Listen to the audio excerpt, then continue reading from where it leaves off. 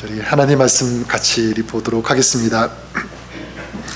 시간 우리 나누실 하나님의 말씀은 느헤미야서 우리 9장 23절부터 38절까지 읽도록 하겠습니다. 제가 9장 23절을 읽고요, 우리 38절까지 한 절씩 우리 교독하도록 하겠습니다.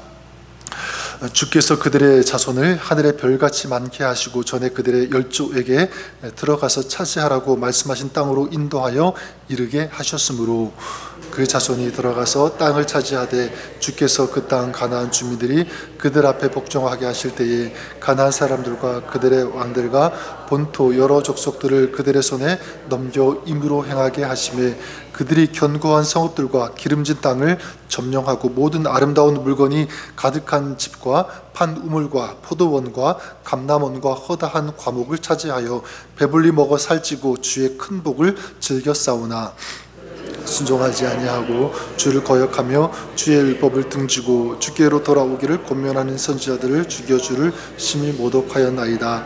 그러므로 주께서 그들을 대적의 손에 넘기사 그들이 곤고를 당하게 하시매 그들이 환난을 당하여 주께 부르짖을 때에 주께서 하늘에서 들으시고 주의 크신 긍휼로 그들에게 구원자들을 주어 그들을 대적의 손에서 구원하셨거늘 평강을 얻으니 다시 주 앞에서 악을 행함으로 주께서 그들을 원수들의 손에 버려두사 원수들에게 지배를 당하게 하시다가 그들이 돌이켜 주께 부르짖음에 주께서 하늘에서 들으시고 여러 번 주의 긍휼을 건져내시고 다시 주의 율법을 복종하게 하시려고 그들에게 경계하셨으나 그들이 교만하여 사람이 준행하면 그 가운데서 삶을 얻는 주의 계명을 듣지 아니하며 주의 규례를 범하여 고집하는 어깨를 내밀며 목을 굳게 하여 듣지 아니하였나이다.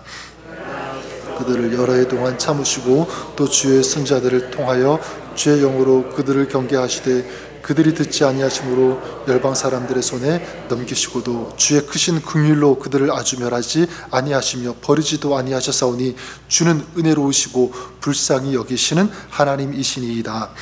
우리 하나님이여 광대하시고 능하시고 두려우시며 언약과 인자하심을 지키시는 하나님이여 우리와 우리 왕들과 방백들과 제사장들과 선지자들과 조상들과 주의 모든 백성이 아수르 왕들의 때로부터 오늘까지 당한 모든 환난을 이제 작게 여기지 마옵소서. 그러나 우리가 당한 모든 일에 주는 공의로우시니 우리는 악을 행하여 싸우나 주께서는 진실하게 행하셨음이니이다. 우리 왕들과 방백들과 제사장들과 조차장들이 주의 율법을 지키지 아니하며 주의 명령과 주께서 그들에게 경계하신 말씀을 순종하지 아니하고 그들이 그 나라와 주께서 그들에게 베푸신 큰 복과 자기 앞에 주신 넓고 기름진 땅을 누리면서도 주를 섬기지 아니하며 악행을 그치지 아니하였으므로 종이 되었는데 곧 주께서 우리 조상들에게 주사 그것의 열매를 먹고 그것의 아름다운 소산을 누리게 하신 땅에서 우리가 종이 되었나이다. 우리의 죄로 말미암아 주께서 우리 위에 세우신 이방 왕들이 이 땅에 많은 소산을 얻고 그들이 우리의 몸과 가축을 임으로 관할하오니 우리의 곤란이 심하오며 모든 일을 말미암아 이제 견고한 언약을 세워 기록하고 우리의 방백들과 레위 사람들과 제사장들이 다 임봉하였나이다 하였느니라. 아멘. 네, 하나님의 말씀입니다. 오늘 우리가 느헤미야 이제 9장까지 읽었는데요. 느헤미야의 이야기, 우리가 지금까지 보았던 것처럼 이 페르시아, 이 수상궁에 있던 느헤미야가 형제 하나니로부터 조국 예루살렘, 이스라엘의 소식을 듣게 됩니다. 그 예루살렘의 사람들이 환난을 만나게 되죠. 그리고 커다란 능력을 받게 됩니다. 그리고 성벽은 회파되고 그리고 성문은 다 불타버렸다는 이런 소식을 듣게 됩니다. 이 소식을 듣자마자 느헤미야가 어떻게 합니까? 앉아서 수일 동안 금식하면서 하나님 앞에서 기도했다라고 말씀합니다. 그리고 이 아닥사스다 왕에게 요청하죠. 자기가 예루살렘으로 돌아갈 수 있도록 허락해 달라. 끝내 이제 이 느헤미야는 사람들과 함께 이제 예루살렘에 가게 됩니다. 그리고 이제 주변 세력들의 방해, 공격, 이 조롱 속에서도 성벽을 계속 건축하게 되고 쌓게 되죠. 재건하게 됩니다. 중수하게 되는데 52일 만에 모든 공사를 다 마치게 되었습니다. 자, 사실 이 느헤미야서 이 성벽 재건이 목적이라면 여러분 이 성벽 재건이 완성이 되는 그 순간 사실은 이 느헤미야서는 끝나야 됩니다. 몇 장에서 끝나야 되냐면 6장에서 이 느헤미야서는 끝이 나야 하는데, 그런데 우리가 아는 바와 같이 느헤미야서는요 13장까지 이어지게 됩니다. 이걸 통해서 우리가 무엇을 알 수 있냐면 한 가지 알 수 있는 것, 여러분 보이는 성벽이 다 올라갔다고 해서 다 완성되었다고 해서 끝이 아니다라는 사실입니다. 이제 무엇이 남았냐면 눈에 보이는 그 성벽의 재건은 끝이 났지만 보이지 않는 성벽의 재건이 남았다는 이 사실입니다. 그 보이지 않는 그 성벽, 그것이 무엇이겠습니까? 저는 그것이 신앙의 재건이라고 생각합니다. 신앙의 재건, 이 무너진 이 마음, 이 신앙, 이것을 다시 쌓는 그 작업이 이제 남은 거예요. 이제 그 이야기가 이제 13장까지 계속 이어지게 됩니다. 그래서 8장부터 성벽 재건을 마친 이스라엘이 가장 먼저 한 것이 무엇입니까? 무엇을 했죠? 우리가 전에 보았던 것처럼 숨은 광장에 이스라엘 백성들이 다 모이게 되죠. 거기에서 무엇을 듣습니까? 바로 하나님의 말씀을 듣게 됩니다. 하나님의 말씀을 듣고 그 하나님의 말씀이 깨달아지니까 이제 누구를 경배하냐면 하나님께 엎드려서 경배하는 그런 모습이 나오게 되죠. 자, 그러면서 이어지는 그 다음 순서가 무엇이냐면 바로 회개였습니다. 회개. 그들은 하나님의 말씀을 듣고 하나님을 경배, 예배하고 그 다음 하나님께 회개하는 이 모습, 저는 아름다운 교회, 살아있는 교회의 특징이 바로 이것이라고 믿습니다. 그 교회는 무엇이냐면, 그 성도들에게는 무엇이냐면 바로 회개가 있다. 여러분 개인적으로도 마찬가지죠. 정말 내가 살아있는 신앙이라면, 깨어있는 신앙이라면, 또 자라가는 신앙이 되기 위해서 무엇이 필요한가? 저는 회개가 필요하다고 믿습니다. 저는 소망하는 것은, 또 기도하는 것은 이것입니다. 하나님, 내 안에도, 우리 가정 안에도, 우리 교회 안에 이런 신앙의 재건이 있게 하여 주시옵소서. 이런 신앙의 이 재건이 있는 그런 역사, 부흥이죠. 이런 부흥의 역사가 우리 안에 일어날 수 있도록 도와주시옵소서. 그러기 위해서 하나님의 말씀이 들려지게 하시고, 말씀을 듣고 깨달아져서 진정과 신령으로 하나님을 예배하는 이 예배의 부흥이 있게 하시고, 그 다음 무엇이냐면 바로 회개의 부흥입니다. 이런 세 가지가 하나님 우리 안에, 우리 가정 안에, 또 우리 교회 공동체 안에 이것이 부릴 듯 일어나게 하여 주시옵소서. 이것이 우리의 기도가 될 수 있기를 간절히 축복합니다. 오늘 우리가 읽은 이 말씀 보면 이제 이스라엘이 하나님께, 하나님 앞에서 자기 자신들과 또 민족이 지었던 그런 죄에 대해서 하나님 앞에 고백하면서 회개하는 그런 내용이 나오게 되는데, 오늘 이스라엘을 통해서 저는 진정한 회개의 모습을 우리가 보기를 원합니다. 참된 회개를 하기 위해서 무엇이 전제되어야 되는가, 무엇이 있어야 되는가 라고 할 때 한 가지 먼저 나누고 싶은 것이 이것입니다. 자, 그것은 하나님의 은혜를 알아야 한다, 이것입니다. 그래서 여러분, 회개는요 자신의 어떤 감정을 가지고 하는 것 아닙니다. 어떤 자신의 어떤 느낌을 가지고 하는 것이 회개가 아니라는 것.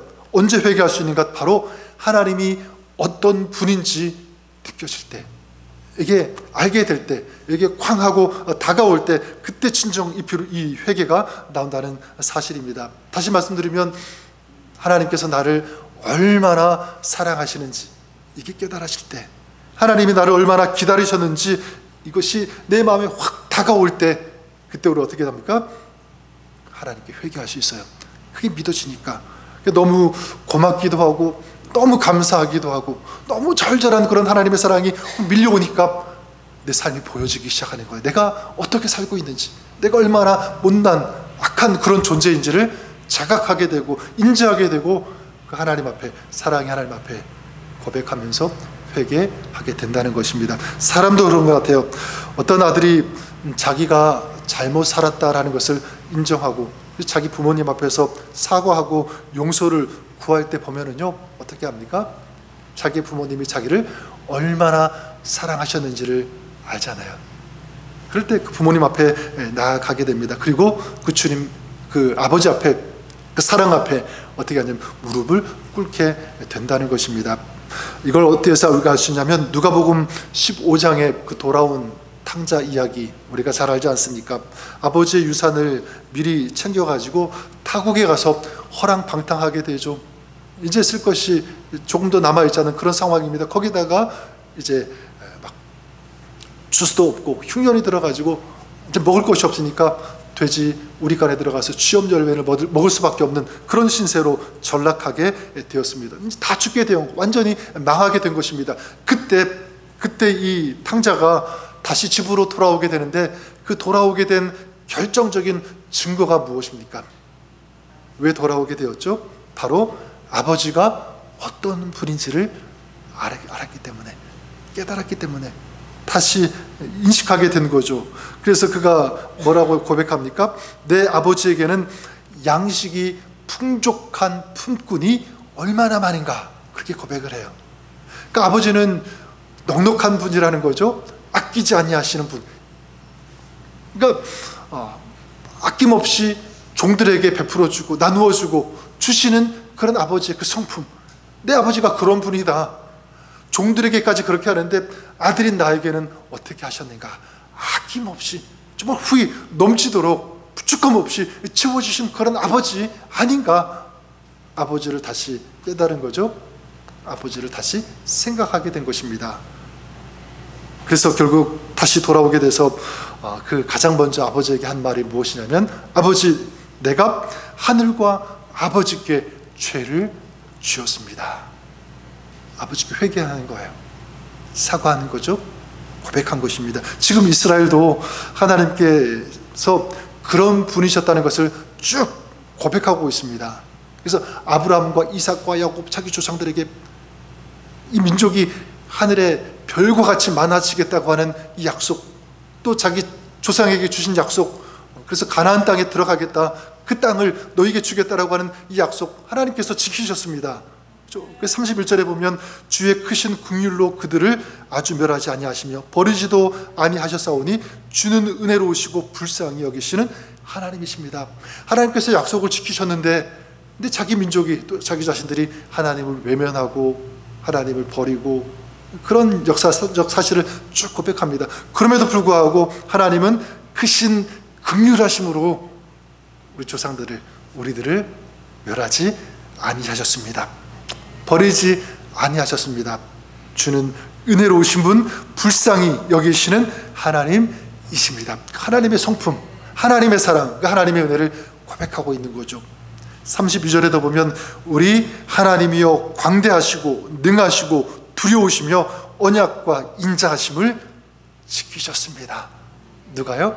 하나님께서 지키셨다.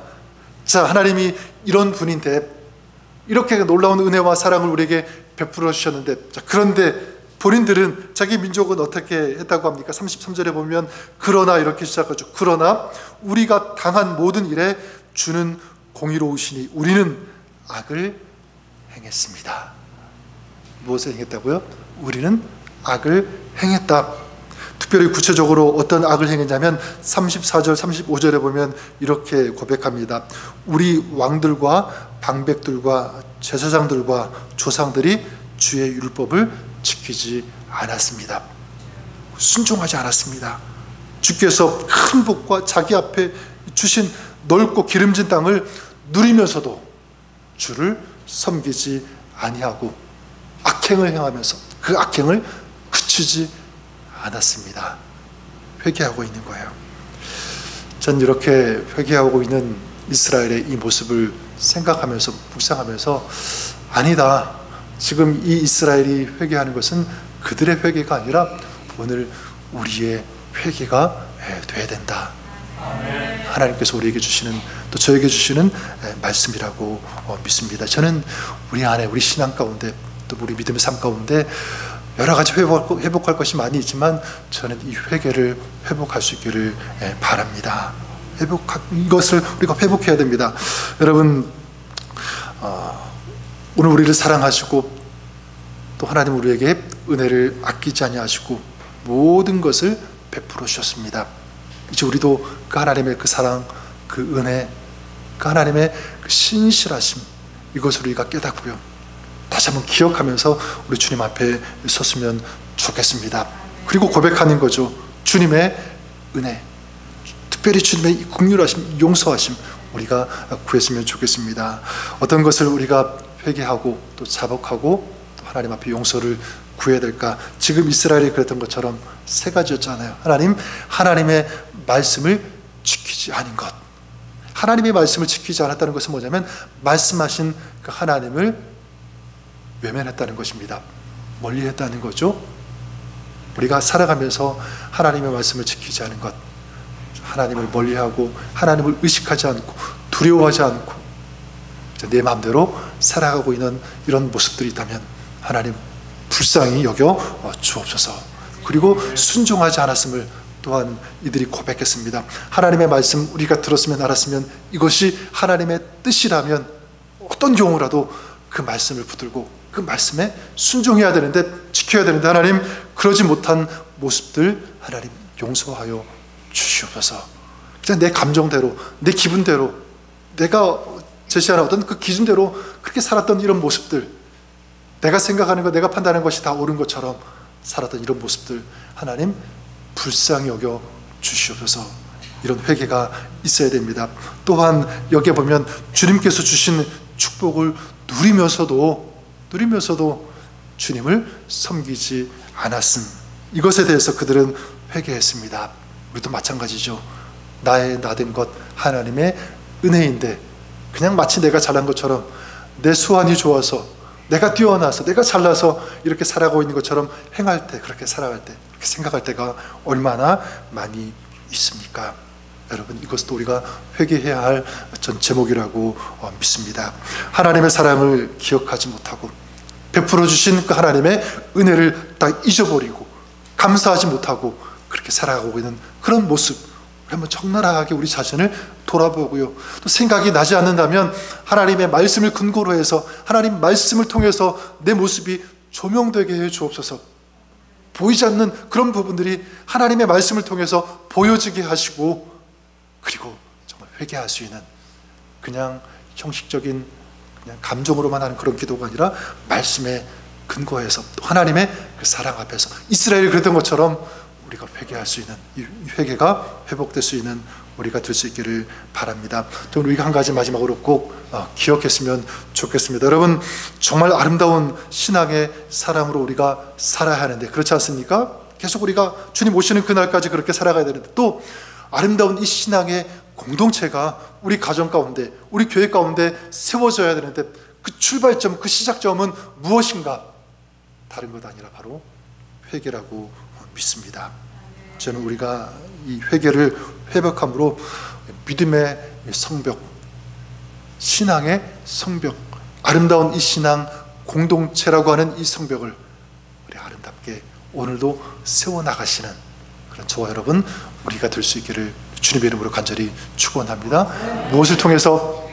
회개를 통해서, 하나님 사랑 앞에서, 하나님 은혜 앞에서 그것을 기억하고 그것을 깨닫고 감사하면서 우리 자신을 주님 앞에 올려드리며 주님의 도우심, 긍휼하심, 그 은혜를 오늘도 구하며 살아가시는 저와 여러분 우리 모두가 될 수 있기를 우리 주님의 이름으로 간절히 축원합니다.